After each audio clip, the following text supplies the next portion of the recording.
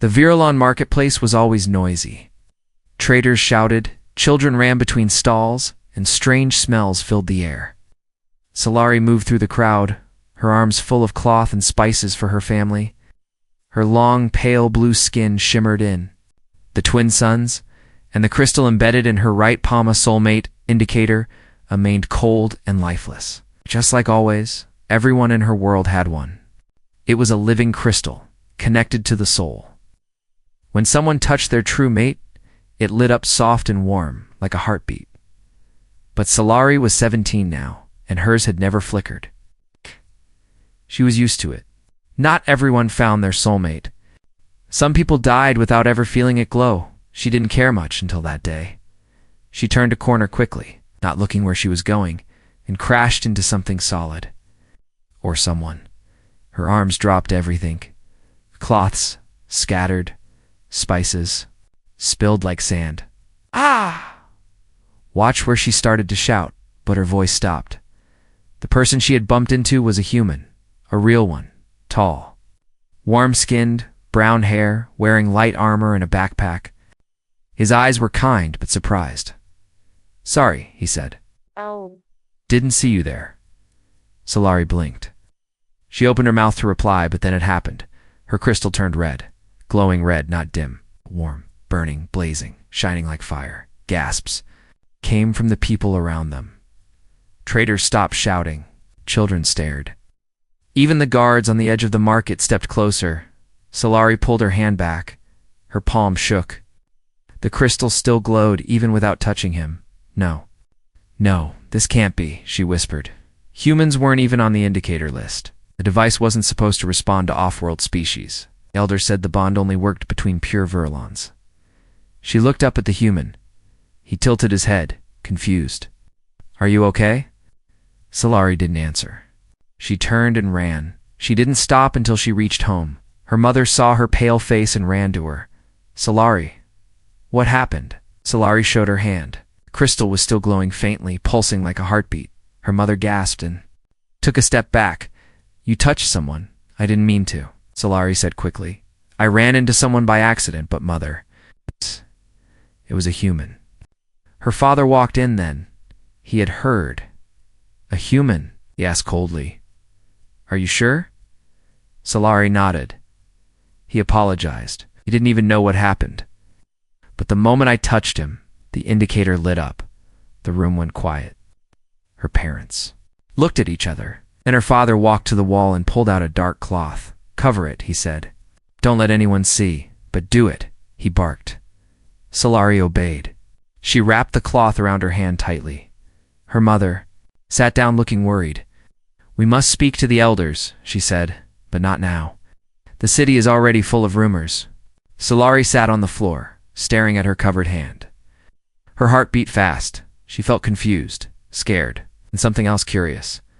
That night she couldn't sleep. She lay in bed, staring at the ceiling. The glowing under the cloth had stopped, but she could still feel it. A strange warmth inside her palm, like something alive, like something calling. And all she could see in her mind was the face of that human, his voice, his eyes.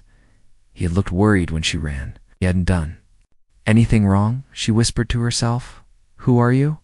Far away, the human Athen Wells, a junior xenodiplomat from Earth, sat at the guest quarters of the city. He was still confused about what had happened. He rubbed the back of his neck. "Weird day," he mumbled. He had no idea that his simple touch had triggered something ancient, something forbidden, something that would change not just to lives but to worlds. The next morning, Soulmate woke up to whispers not from inside her house, but from the streets outside. "Did you hear? They say a human triggered a soulmate bond? No way, that's not possible." "I heard the girl ran. The human didn't even understand what he did." Soulmate sat up slowly in bed. Her room felt colder than usual, even with both suns rising. The cloth still covered her hand, but the warmth hadn't gone away. It was still there, soft but alive. She opened the cloth just a little. The crystal inside her palm flickered softly. Like it was breathing, she quickly covered it again and stood near the window. A group of children passed, laughing nervously. One of them shouted, If the human can make it glow, what else can he do? That question hit her hard. Downstairs, her father sat in silence. He didn't touch his morning meal, her mother paced. The floor worry etched on her face. No one was speaking. Finally, Solari broke the silence. Maybe the indicator is broken, she said. Maybe it's a mistake. Her father looked up sharply. Soulmate indicators do not make mistakes. It chooses. And it chose a human. Her mother stepped in. Enough. Solari is frightened. This has never happened before. Maybe it's not what it seems. But what if it is? Solari whispered. What if it really chose him? Her father stood in everything. We were taught is a lie. That evening, the elder council sent a message. Solari was to stay inside. The human was not to be contacted. The message didn't say under arrest, but it felt close. Solari sat in her room, watching the stars through her ceiling screen. She used to dream about the stars, about traveling them, meeting other beings. But now, all she could think about was Ethan. She didn't know his name yet, but his face stayed in her mind. His touch had changed everything, her crystal knew. Now deep inside, her heart was beginning to know too. But was she ready to believe it? On the other side of the city, Ethan was facing problems of his own. He had been questioned by the Virellan guards. Not arrested, but closely watched. His translator was shut off temporarily. The local officials called the incident a cultural misstep. It didn't explain anything. But Ethan wasn't stupid. He kept thinking about that girl's face. Way her hand lit up, the fear in her eyes. He didn't understand the meaning. But something important had happened. He sat at his desk and opened a small notebook. She looked. Heartbroken, he wrote. What did I trigger? Right. What did they? Fear. He decided. He had to find her. Solari couldn't sleep. The crystal wouldn't stop pulsing every time she closed her eyes. She remembered the moment, the crowd, the fire in her palm, and that gentle voice saying, Are you okay? Was he okay? She didn't know his name, his job, or even if he was still allowed to stay in the city. But still, she felt him. Somewhere inside, she felt connected. Her body was still, but her heart raced. She didn't know if it was love or fear, something older than both. But she knew one thing. She couldn't stay away. The next day, she asked her cousin Rini to meet her in the garden. Rini was older, sharper, and didn't trust the elders. You're serious? Rennie whispered. You want to see him again? I need to know the truth, Solari said. Solari, if the council finds out they already know something, she said. And I won't let others decide what I feel inside. Rennie stared at her for a long time, then nodded. There's a place, old ruins, no guards. Meet me there tomorrow. That night, Solari sat in the dark, holding her covered hand against her chest. The crystal beneath the cloth felt warmer now. Not hot, not painful, just warm, alive. She closed her eyes and whispered softly to the stars. Who are you, human? And why did fate choose you for me? The ruins lay far outside the glowing towers of Virellan. They were old, broken, and forgotten.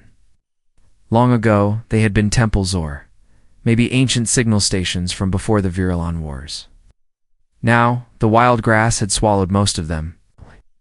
A few standing stones remained, casting long shadows in the dusk. Solari stood among those stones, breathing fast, her heart louder than the wind. She pulled the hood of her robe tighter around her face.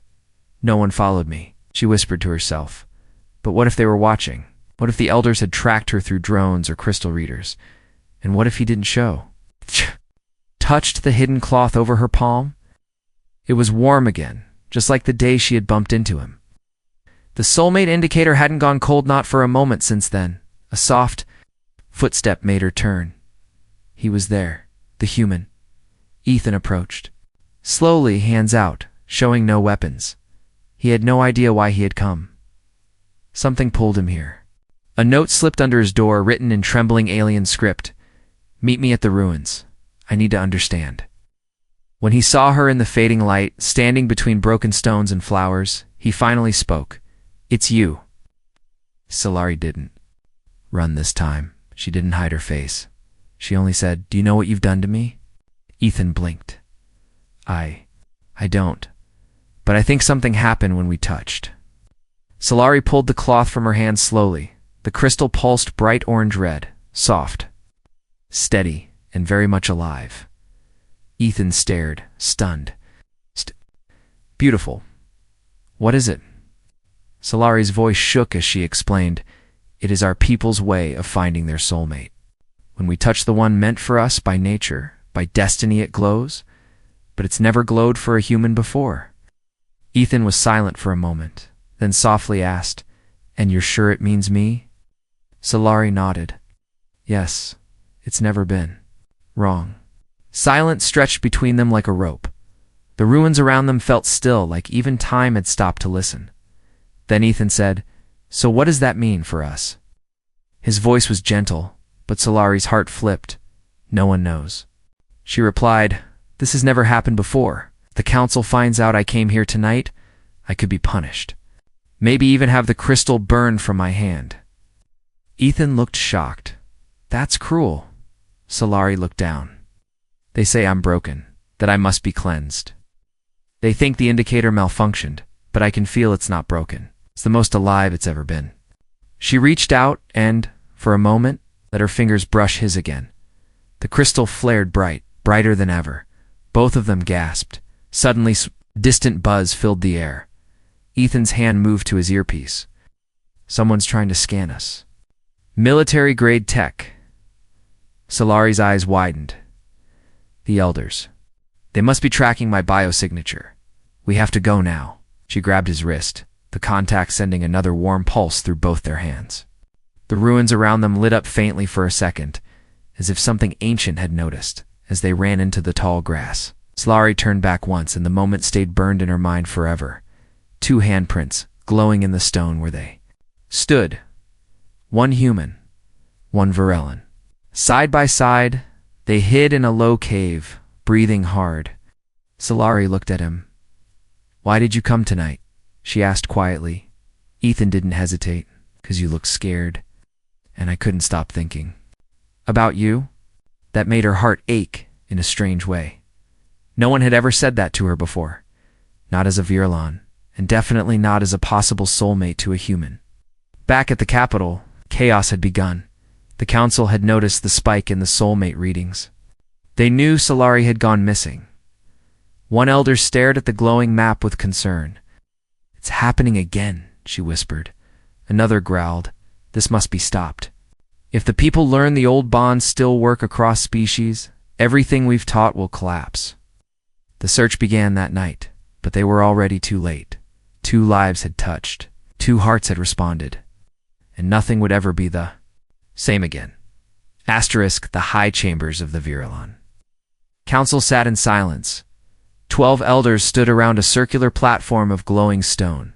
In the center, floating screen displayed 2 glowing handprints burned into the ruined stone. One was clearly human, the other unmistakably Virellan, and yet it pulsed in perfect sync. "Blasphemy," Elder Naver spat, slamming his cane against the floor. "This is an insult to our bloodlines." Elder Lyra, younger and quieter, leaned forward. "Or perhaps it's proof. The old legend spoke of shared ancestry, ancient pacts between humans and our kind, long erased. She must be corrected," the human expelled. "Her crystal is malfunctioning. More." Elder Vess stood slowly, the eldest of them all. Her voice was low but sharp. "No, it is not broken. It is awakening." The other elders froze. "Begin." The retrieval Vess ordered.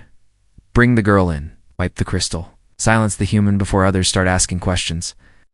Guards were dispatched. Celery had one last night of freedom, and she didn't even know it. Celery and Ethan had found temporary shelter inside an old transporter bay near the edge of the city. Abandoned tech, metal crates, and scraps of forgotten. Machines surrounded them. Solari stared at the glowing crystal in her palm, breathing slowly.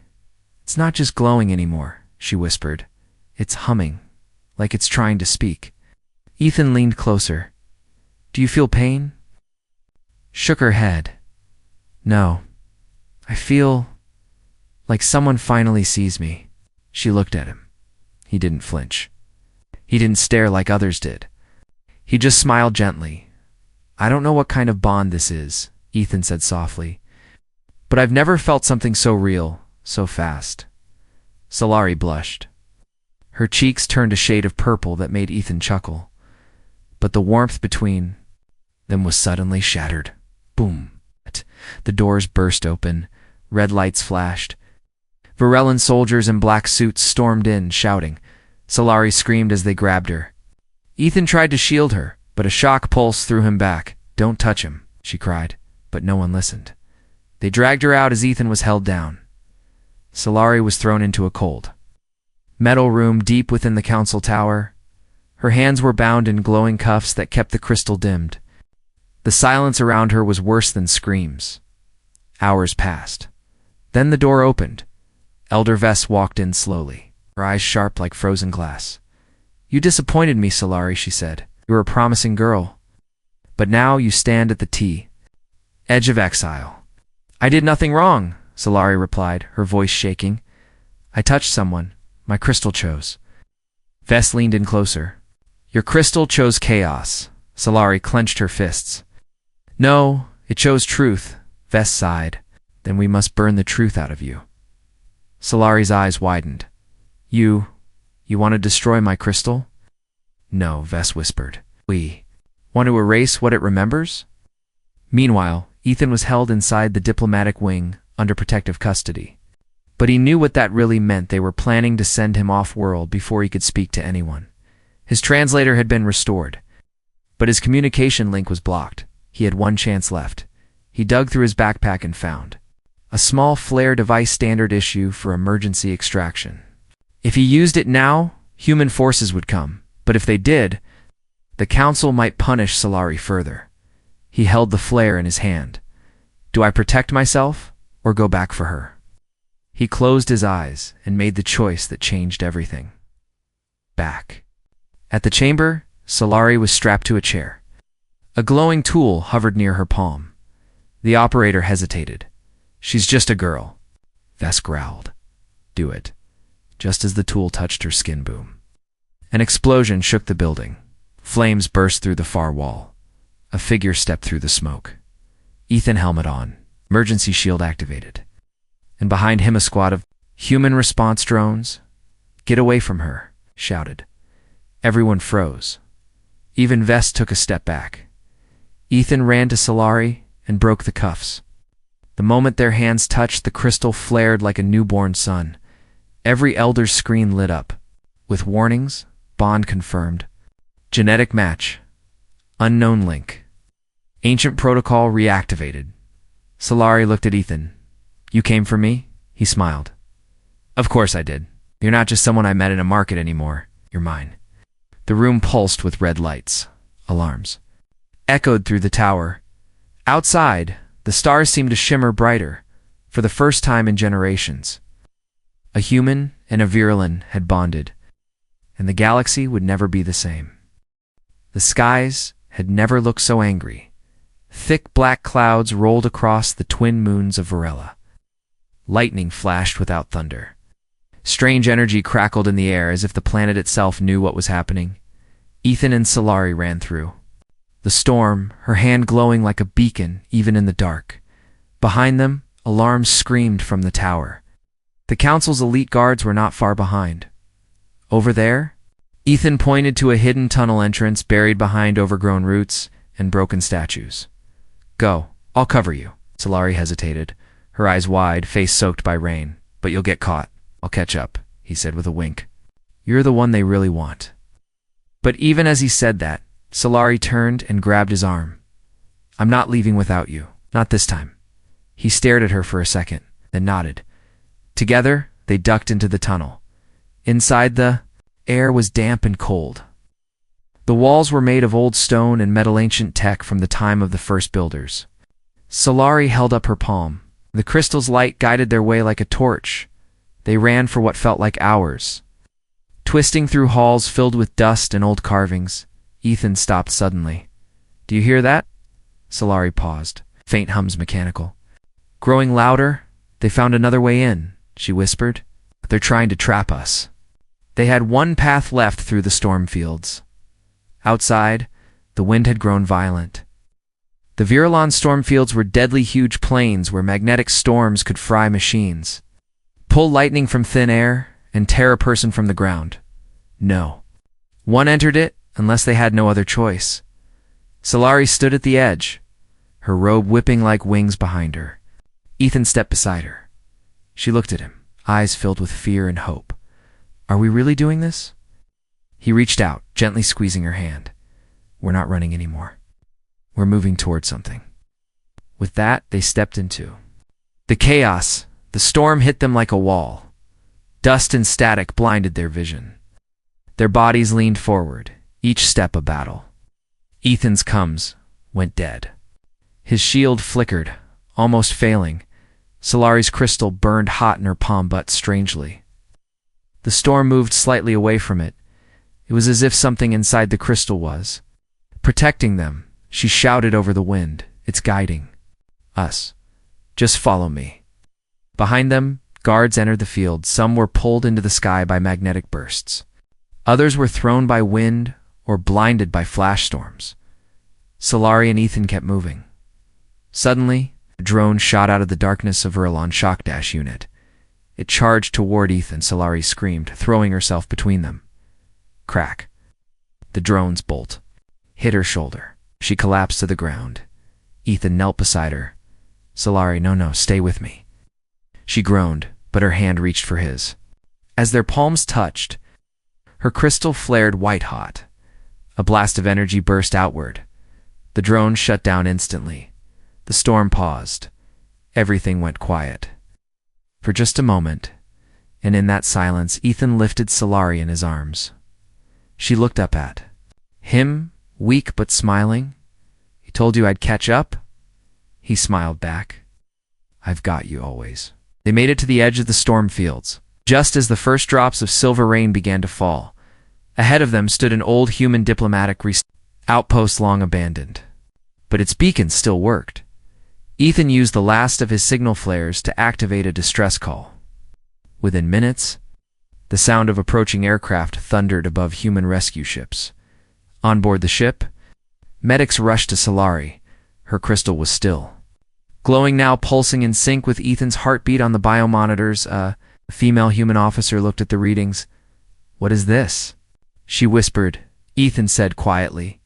Something the galaxy tried to erase, but it's alive again. Solari weakly opened her eyes and reached for him. Their hands touched again, gently. No more explosions, no more shouting, just a quiet warmth. Between them, brighter than any storm, but far away. Deep in the council chamber, a dark figure stood, watching holograms of the storm and of the crystal's flare. She whispered coldly, "They survived, and the ancient bond has awakened. This is only the beginning." The screen blinked red. A warning. Hybrid synchronization detected. Asterisk. The rescue ship floated high above. The clouds of Virellan, silent and steady, hidden among the stars. Inside the dim medical chamber, Solari lay on a soft white bed, her breathing calm but weak. Beside her, Ethan sat on a metal stool, never letting go of her hand. Their fingers were linked on. Her crystal still pulsed with soft white light, matching the steady beat of Ethan's pulse monitor. He didn't sleep. He only watched her, and wondered, what are we? He asked himself. What? Why did her crystal choose me? The ship's commander, Lieutenant Sora Lin, entered the room. She held a data pad and wore a concerned look.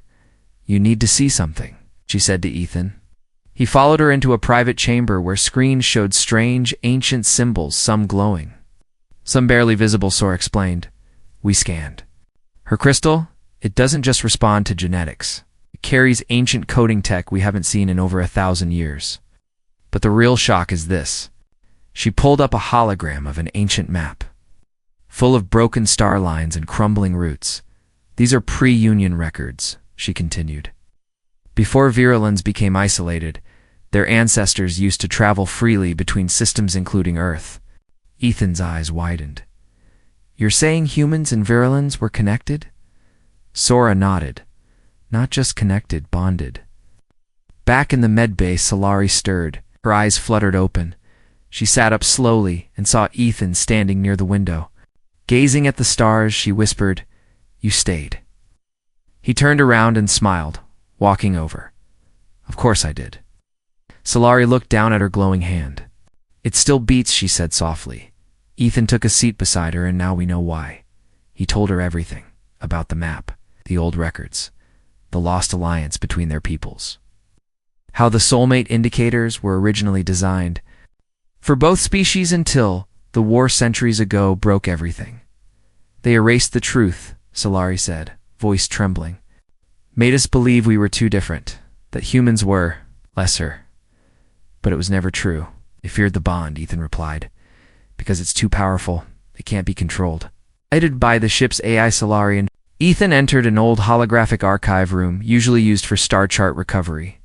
But today, it revealed something far more precious. When Celery stepped in, her crystal glowed brighter, reacting to ancient Virellan tech hidden deep in the ship's core. The walls lit up. A 3D projection of two figures appeared.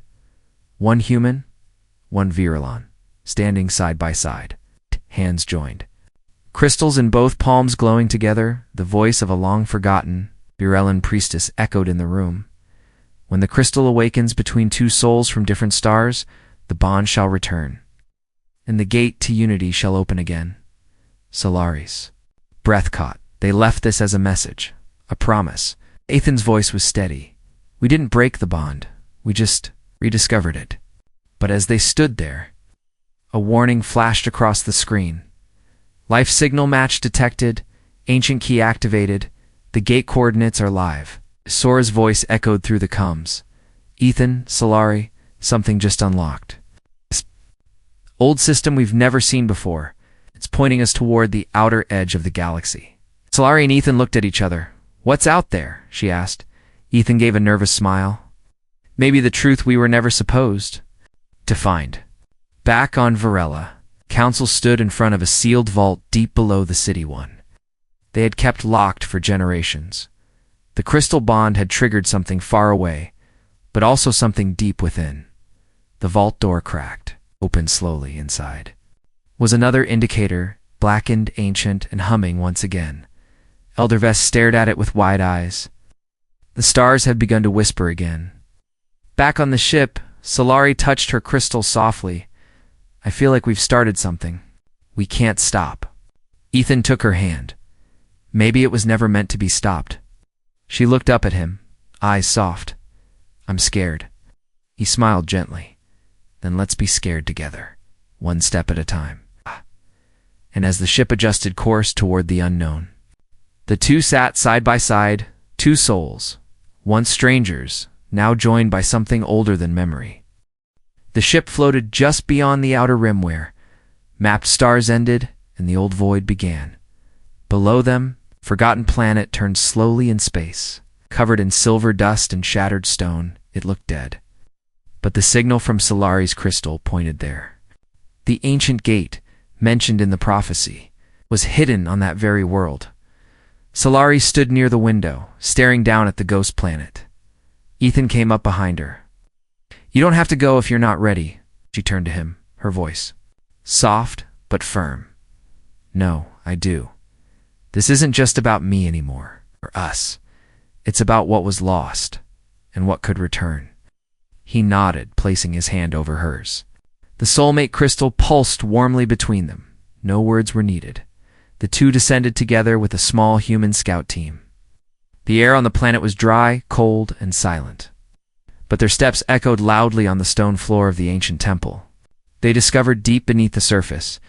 At the center stood a large arch half-metal, half-bone agate. Symbols on the wall lit up the moment Celery and Ethan approached hand in hand. Their crystals glowed so brightly, it lit the whole chamber like a sunrise. A low hum shook the floor, then a voice old, gentle, and not quite human echoed through the room. Two hearts from different stars, joined again after centuries. Your bond has awakened the truth. Now choose.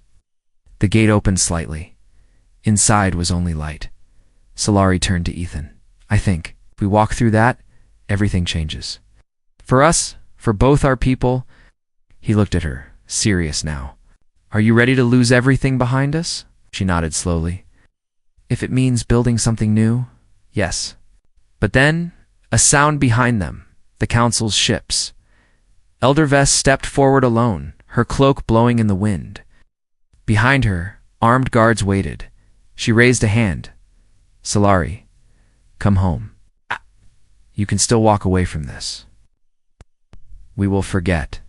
It happened. Just step back. Solari's voice was calm but steady. And what about the truth? The gate, the bond? Svess's voice sharpened. A dangerous story, nothing more. One that could lead to war.